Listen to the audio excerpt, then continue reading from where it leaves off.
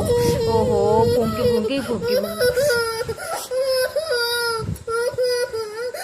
କରିଦେବି ଲୋ ମୋ ଧନଟା ମୋ ଧନ ଛୁନା ଝିଅଟା ଲୋ।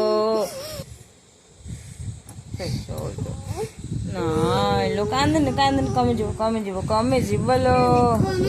हरिओम शुभ सोमवार तो भिडियो संपूर्ण देखंतु तो दुईटी छुआ मान सहित मुझे एकुटिया केमती ड्यूटी करुच्ची खाद्य पानी आम डेली लाइफ विषय संपूर्ण आप जानीपारे।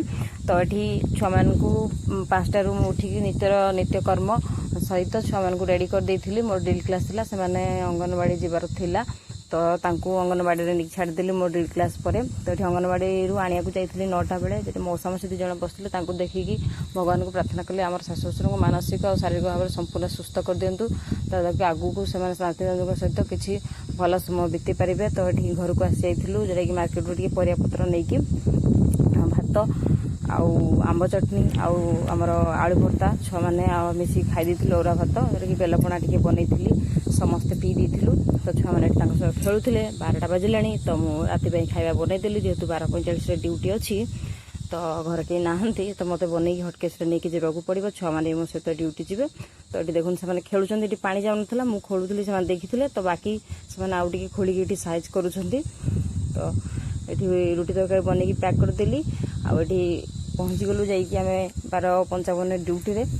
तो ड्यूटी पहुँचला आंब गचर आंब पड़ा 3 जन जाक पूरा फुल एंजॉय कले आंब खाई तापर ये से शोई पड़े तापर उठिला से चूड़ा कदली खाया देती बुट सीटा टे खाई खजरा टे खाई निद तार भांगी ना से खुआईदेली कारण 4:30 ट्यूशन अच्छी से नहीं ट्यूशन छाड़देवी घरे। तो ट्यूशन पढ़ी सारापर 6:30 पर जाकि आनी देती से तो ये से मिक्स तरकारी और रुटी से खाऊँ 2 जन जाक मुझे सहित खाईदेली। समय 7:30टा आउट आम भौणी जड़े खटा बनी थे तो से गुड़ खाऊँ गुड़ चॉकलेट। तो ये आमर 26 भौणी सहित छुआ मैंने खेलुंट एम समस्त सहित तो खेलती ए पर्यंत से 7-8 जन सहित बैट बॉल पाई पार्टनर बनई खेली सारा एवं 26 मासी खेलिया कहले घर को जीवा समय पूरा 8:55 है पुणी बैट बॉल बाहर आ 26 मासी सहित टिके जो आमर बैट बॉल क्रिकेट खेला है। तो देखूँ ये आमर मोर सहयोगी मैंने समस्त छुआ मान को बहुत भल पाइबा दिखती बहुत स्नेह करती मत बहुत कोऑपरेट करती भगवान एम भल रखु। तो देखूँ बैट बॉल खेल चली बर्तमान तो एमती छुआ मैंने सहित बहुत एंजॉय करती। तो आम एवं घर को पलैलु जोटा कि 9टार तापर क्षीर टे नहीं आसलु पीवाई तो जिनपतर जहाँ ये सब नहीं आंब बेल टे पाई नहीं आसती एपटे क्षीर बसई झील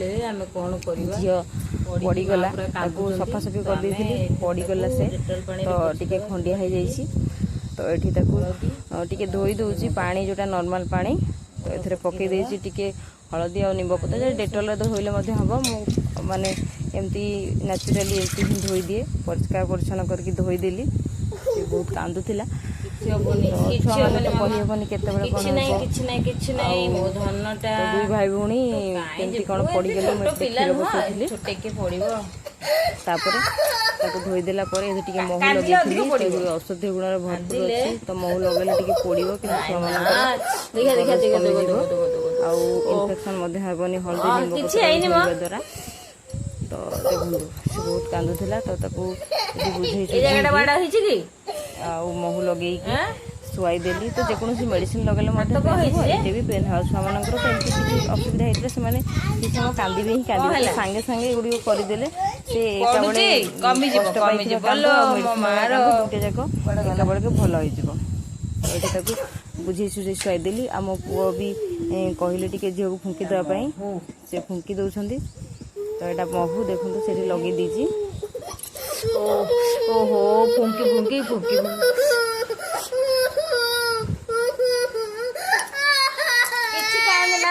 कांदना आइल आइल मो झील नुह टे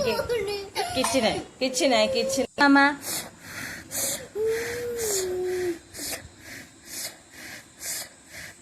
टिके समय जलिब भल हो कि नहीं रानी भल हो कांद ना ओहो मो माँ डालो कांदना कांदना मो माँ को गेलु करदेवी लो मो धन छुना झीटा लो कांदनी कांदनी कांदनी कांदनी धन आइलु झील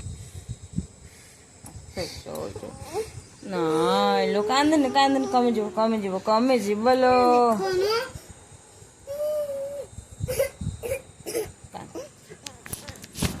ଠାକୁରଙ୍କୁ ଡାକିଲେ କହିଲେ ହେ ଠାକୁରେ ମୋ ଗୋଡ଼ରୁ ଏତେ ରକ୍ତ ବାହାରୁଛି ମୋତେ ଭଲ କରିଦିଅ।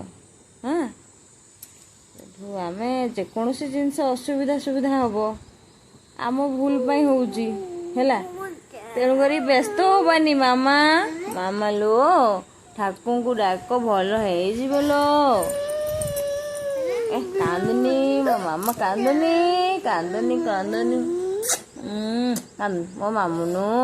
ମୋ ମାମୁନୁ ନାଇଁ ଶୋଇପଡ଼। ଜାଣିଛ ତାଙ୍କ ରାଜାଙ୍କ ଝିଅ ନା ପୁଣି କ'ଣ ଥିଲା? ଆରାଧନା। କ'ଣ? ଆରାଧନା ଥିଲା। ତାପରେ ଗୋଟେ ଜଙ୍ଗଲରେ ଗୋଟେ ଗଛ ଥିଲା ବିଶଲ୍ୟକରଣୀ ହେଲା। ସେ କ'ଣ କଲେ, ରକ୍ତ ତ ବାହାରୁଥିଲା ପାଦରୁ, ତାଙ୍କୁ ଜଣେ କହିଲେ ଆଉ ତୁମେ ପାଦଟାକୁ ଉପରକୁ ଟେକିକି ରଖିଦିଅ ହେଲା। ଏମିତି ଟେକିକି ରଖିଦେଲେ ମାନେ ଆମର ରକ୍ତଟାକୁ ଏମିତି ଶୁଆଇଦେଲେ ତଳେ ହେଲା, ପାଦଟାକୁ ଉପରକୁ ଟେକିଦେଲେ ତ ମୁଣ୍ଡର ଉପରକୁ ଯେକୌଣସି ଜିନିଷଟା ଉଠି ରହିଯିବ, ଆଉ ରକ୍ତଟା ଆମର ବାହାରିବନି। ରକ୍ତ ବାହାରିବା କମିଗଲା।